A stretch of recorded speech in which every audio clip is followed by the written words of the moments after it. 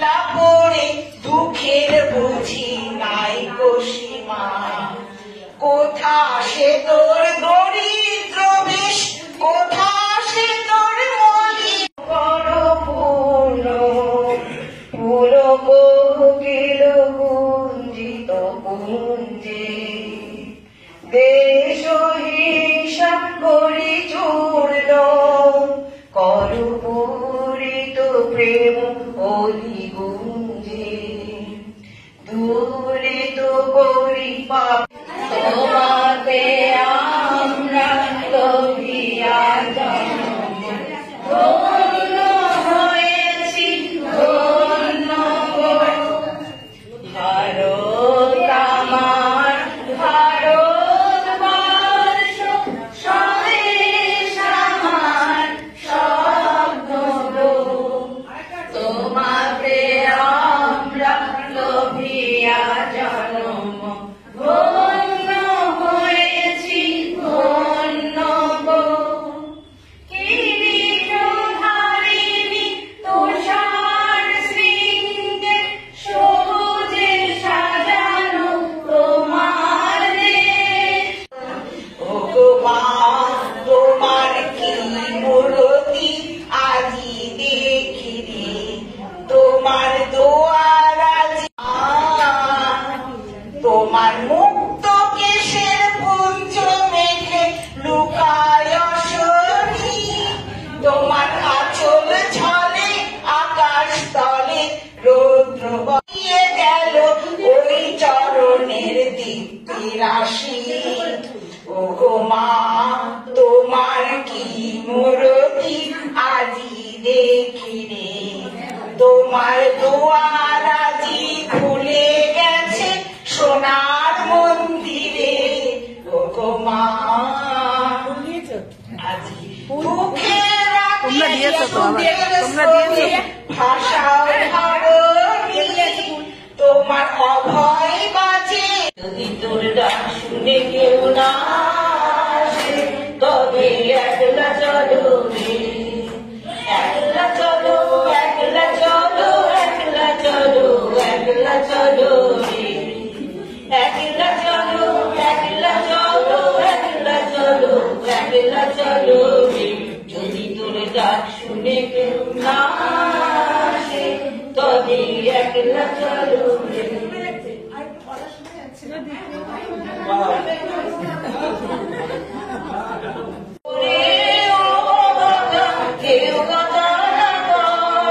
যদি সবাই থাকে মুখ ফিরায় সবাই করে ভয়, যদি সবাই থাকে মুখ ফিরায় সবাই করে ভয়, তবে পরাণ খুলে মুখ ফুটে তোর মনের কথা একলা বলো রে, তবে পরাণ খুলে মুখ ফুটে তোর মনের কথা একলা বলো রে, যদি তোর ডাক শুনে কেউ না আসে, তবে একলা চলো রে, না আসে তবে একলা চলো রে, যদি সবাই ফিরে যায় ওরে ওরে সবাই ফিরে যায়, চলো একলা চলো একলা চলো একলা চলো রে। আমি স্বাধীনতার নায়ক সুভাষচন্দ্র বোস, তার 128তম জন্মদিন। তার সম্বন্ধে বলার কিছু না, দীর্ঘদিন ধরে আমাদের সকলেরই বয়স 50, 60, 70, 80, সুতরাং আমরা দীর্ঘদিন ধরে শুনে আসছি তার জীবনী কাহিনী, তাকে নিয়ে অনেক গুজব অনেক গল্প। কিন্তু সত্যি কি আমাদের দুর্ভাগ্য, এমন একজন মহানায়ক, তার সংগ্রাম ছিল স্বাধীনতার জন্য, দেশবাসীকে মুক্ত করার জন্য। একটা জায়গায় গুজরাটে এক বৌদ্ধ হয়ে গেল, এর উত্তর তো আমি নিয়ে আসিনি। এবার আমি কি বলবো আর কি গিয়ে তাদের জানাবো? বললো তাহলে স্যার আমি আজকে চলে যাই, কালকে আমার কমিটির সঙ্গে কথা বলে আপনাকে জানাবো। পরের দিন সে যথারীতি কমিটি মিটিং করে এসে সেই একই কথা যখন বললেন, সুভাষ বোস বললেন আপনি কি হিসাবে আমাদেরকে নিমন্ত্রণ করছেন? বলে আমরা আজাদিন ভোজে সর্বাধিনায়ককে আমন্ত্রণ জানাচ্ছি। বলে তাহলে মুশকিল আছে। কি মুশকিল? এই তো কালকে আপনি বললেন একজন মুসলমান, একজন শিখ, আর একজন আমাদের পার্সি। উত্তমচাঁদ আপনারা জানেন, অনেকেই নাম শুনেছেন। সত্যবক্সী বাঙালি ছিল একজন, উত্তমচাঁদ মালহোত্রা ছিল, হাবিবুর রহমান ছিলেন। এদের নিয়ে উনি বললেন যে আমি এদেরকে, চার জাত সম্প্রদায়ের মানুষ, অথবা আপনাদের কমিটি যদি হিন্দু ধর্মের, বৌদ্ধ ধর্মের, অথবা আমার অনুমতি না হয় সেখানে আমি যাব না। তারা বললো ঠিক আছে, আমাদের কোনো আপত্তি নেই, আপনি চলুন। সেখানে গেলেন, গিয়ে দেখলেন নেতাজি আসবে শুনে সেই মন্দির প্রাঙ্গণ ভরে গেল। নেতাজি সেই হে আমার ভারতবাসী ভাই বোন, যেটা আমাদের অনেকটা উনি আমাদের এই বিবেকানন্দের ভাব শিষ্য ছিলেন। তারপর অনুসরণ করে তিনি অনেকটা এগিয়ে ছিলেন। তার মুখেও সেই একই বাণী, হে আমার ভারতবাসীগণ। ওই যে আমার বিরোধী একটু আগে বলছিল, হ্যাঁ তোমরা আমাকে রক্ত দাও, এটা কোথা থেকে বলেছিলেন? এটা বার্লিন থেকে বলেছিলেন। সেই কতখানি পাওয়ারফুল চিন্তা করুন। একজন সাধারণ মানুষ, তখনও তিনি ভারতবর্ষের একজন স্বাধীনতা সংগ্রামী, সে তো তার থেকেও বড় সংগ্রামী। তখনকার দিনে গান্ধী, জওহরলালের খুব নাম ছিল, কিন্তু সুভাষ বসুর যে ব্যক্তিত্ব, সেখানে নাৎসি বাহিনী সেই রকম হিটলারের মতো লোক, সেও কিন্তু তার সঙ্গে দেখা করেছিল। সেটা খুব আরো মজার কাহিনী। আগে ওটা বলিনি যে আমার ভারতবাসীগণ, আমরা সকলেই আমাদের বঙ্গমায়ের সন্তান, ভারত মাতার সন্তান, কিন্তু আজ আমরা বিদেশি বেড়েদের, আমার মা বিদেশি বোনের হাতে থেকে মাকে মুক্ত করে দেশবাসীকে আমার স্বাধীনতা এনে দিতে হবে। এই হলো আজকে আমার বক্তব্য। আপনাদের উদ্দেশ্যে আমার একটাই কথা, সাহিত্য সম্রাট বঙ্কিমচন্দ্রের বন্দে মাতরম। একদিকে যারা আমাদের স্বাধীনতা সংগ্রামী বীর সেনানী, যারা স্বাধীনতার জন্য সংগ্রাম করে গেছেন, যে বিপ্লবী দল, তারা, তাদের স্লোগান ছিল বন্দে মাতরম। আর সুভাষ বোস কেন জয় হিন্দ করেছিলেন?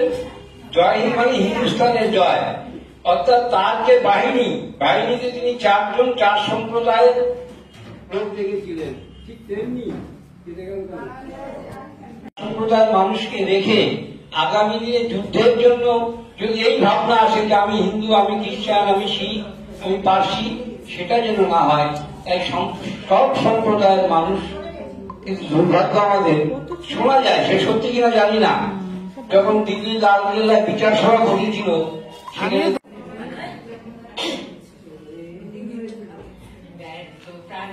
আবর্জনা পুড়িয়ে ফেলে আগুন জ্বালো, আগুন জ্বালো।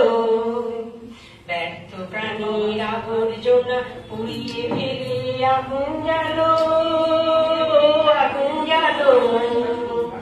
একলা রাতের অন্ধকারে আমি চাই পথের আলো, একলা রাতের অন্ধকারে আমি চাই পথের আলো। আগুন জ্বালো, আগুন জ্বালো। দেখো প্রাণী আগুন জ্বালো, আগুন জ্বালো। বন্ধুবিতে বুকের মধ্যে উঠলো বেজে গুরু গুরু গুরু। আচ্ছা হিন্দু সীতা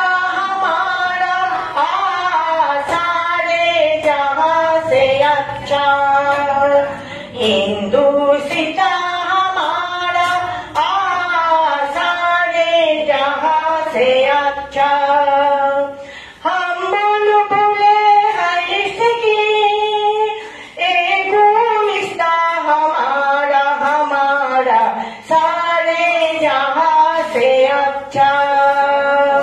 हम बोले हंसकी सुंदर सुंदर कथा कोया, অষ্টসখী ছয় মঞ্জনী, তারা চন্দনে ধাইয়া, তারা চন্দনে ধাইয়া, শ্যামঙ্গে দিচ্ছে চন্দন ছিটাইয়া ছিটাইয়া গো।